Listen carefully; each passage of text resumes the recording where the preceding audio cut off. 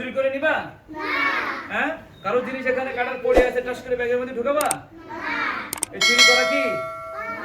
চুরি করা সব থেকে বড় পাপ মিথ্যা কথা বলা। হ্যাঁ, বাসায় মিথ্যা কথা বলবা না। কোরআন তেলাওয়াত শুনে যাবে, তাও মনোযোগ সব গজল আর কোরআন তেলাওয়াত, ওই নাচা গানা ঢিডুম ঢিডুম এগুলো দেখা যাবে না।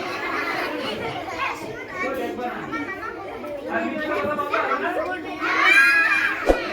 এই তোমরা এই যে একজনের কাটার নিয়ে যাও, কাটার নিয়ে তারপরে কাও আমি নিয়ে নি, এখন ও কাছে হুজুর আমার এই কাটার নিয়ে গেছে, এখন তো হুজুর আমি তো নিয়ে নি, তাহলে আসলে ওর কাটার কোনে গেল আর ওবা নিয়ে নিল, তাহলে কাটার কোনে গেছে? তোমরা একে অপরের কোনো জিনিস ধরবে না, পেন্সিল রাবার কাটার কেউ কারোটা অনুমতি ছাড়া দিবা না, ঠিক আছে?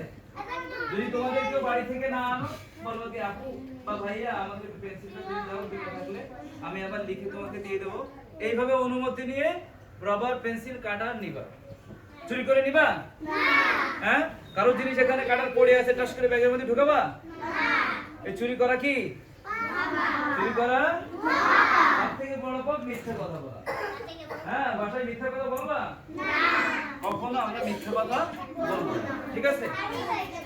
সত্য তো বলো, আমরা কখনো মিথ্যা কথা বলবো না,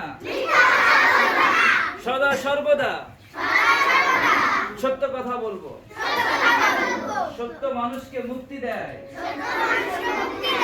মিথ্যা মানুষকে ধ্বংস করে, মানুষকে বিপদে ফেলে দেয়।